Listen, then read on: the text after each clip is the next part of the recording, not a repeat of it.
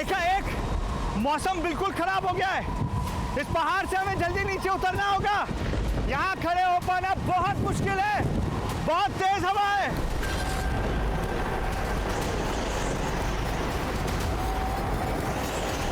पेड़ों से दूर रहना, बिजली गिर रही है।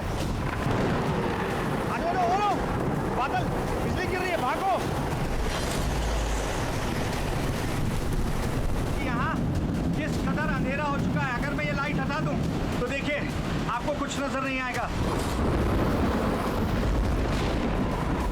तेज बारिश और वज्रपात यानी बिजली गिर रही है।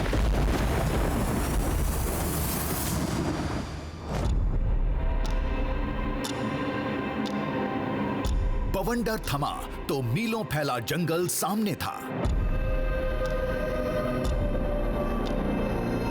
यहां जो होता है वो दिखता नहीं, जो दिखता है वो होता नहीं, और जो होते हुए दिखता है वो समझ में नहीं आता।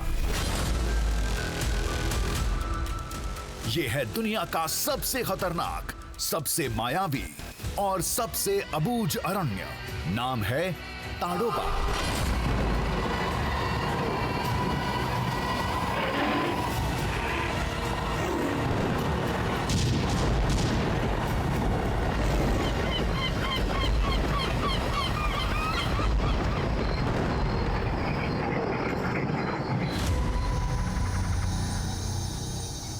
ये महज जंगल नहीं, एक माया नगरी थी, रामायण काल की।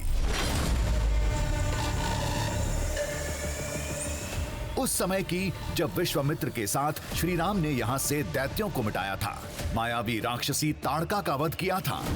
ताड़का नहीं रही, लेकिन कहते हैं उसकी माया आज भी इस जंगल में जिंदा है। ये ताड़का का जंगल है, यहाँ आज भी ताड़का के निशान हैं। वहाँ से गुजरते हुए कभी कभी रात के समय में हम वहाँ रुके भी, आवाज आ रहा है और टाइगर नहीं दिख रहा है। वो ताड़का सुकर उधर वध किया, उसका नाम क्या पड़ा? ताडोबा।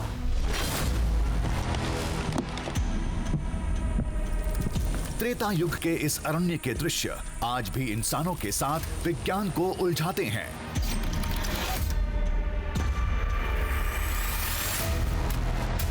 एक कुंड है जो श्री राम के रंग में आज भी नीला है। नीला पानी का ऐसा एक ये है कि भगवान राम जी जब आए थे उन्होंने वहाँ स्नान किए थे, तो तब तो वो नीले थे, तो पानी नीला हो गया है। पेड़, जानवरों और इंसानों के जीवाश्म हैं जो ताड़का की माया से पत्थर बन गए थे। ताड़का में एक ऐसी मायावी शक्ति थी जो हर चीज को पत्थर में बदल देती थी। सबसे हैरत अंगेज साक्ष्य है एक मंदिर, इंसानी बस्तियों से दूर जंगल के सबसे बियाबान इलाके में, जिसे श्री राम ने अपने हाथों से बनाया था।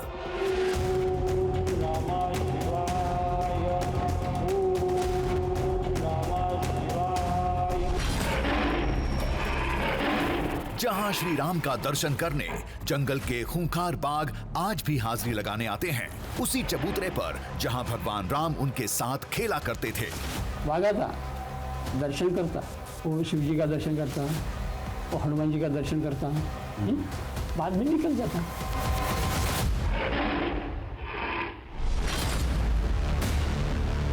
रामायण के इन अनदेखे साक्ष्यों तक पहुंचना था, उसके लिए जंगल की माया से लड़ना था, इसके भ्रम जाल से भिड़ना था।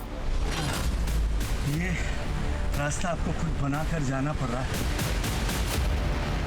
जंगल के चक्रव्यूह को भेद कर, बाघों के सुरक्षा कवच को चकमा देकर, रामायण काल के दैत्यों की माया नगरी से खोज कर ला रहे हैं हम रामायण के बाल कांड की सुनी सुनाई कथा के अनदेखे, अनजाने और अविश्वसनीय दृश्य।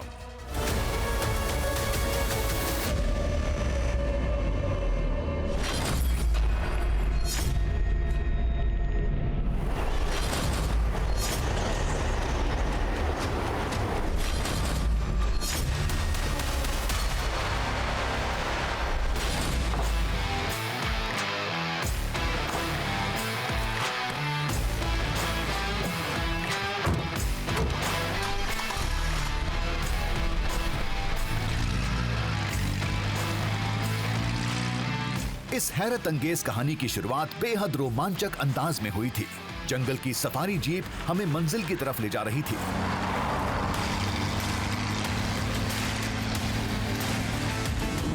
हम महाराष्ट्र में चंद्रपुर जिले के ताडोबा जंगल में थे।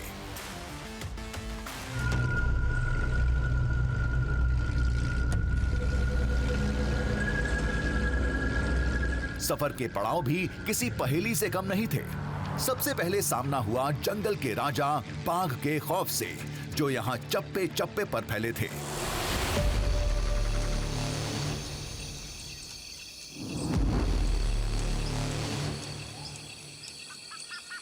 लिहाजा चौकस निगाहों से कोर जोन की तरफ बढ़ते जा रहे थे।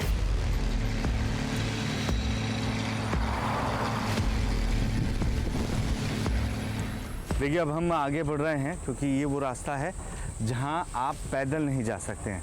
इस वजह से हमें इस जिप्सी के सहारे आगे बढ़ना पड़ रहा है। और ये वही रास्ता है जिस पर लोग सफारी के लिए भी निकलते हैं। अब देखिए कि ये कितना घना जंगल है और यहाँ पर बाघों की आवाजाही आपको अमूमन कभी भी देखने को मिल सकती है। आसपास जो बांस है उनका पूरा घना जंगल नज़र आता है और ये बिल्कुल मुफीद आप कह सकते हैं कि जगह होती है किसी बाघ के बैठने के लिए, जंगली जानवरों के छिपने के लिए। फिलहाल आगे बढ़ रहे हैं।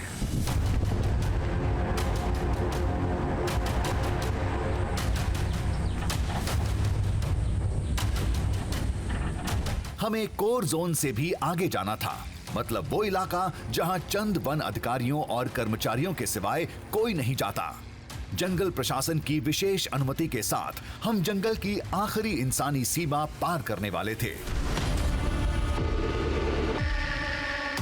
तभी इन चिन्हों ने हमें आगे की चेतावनी जारी कर दी, जिसने हमें फिर से याद दिलाया कि हम शक्तिशाली और खूंखार बाघों के इलाके में थे। देखिए जो चीज़ मेरा ध्यान खींच रही है वो ये पेड़ है। पेड़ पर देखिए ये 3 निशान आपको दिख रहे हैं। ये दरअसल नाखून के निशान है।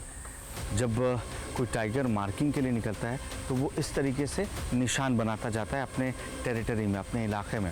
ये तकरीबन नीचे से आप देखिए, नीचे से पेड़ देखिए और ऊपर की ओर देखिए, ये 7 से 8 फीट की ऊंचाई पर है। इससे आप अंदाज़ा लगाइए कि कोई टाइगर कितना बड़ा हो सकता है।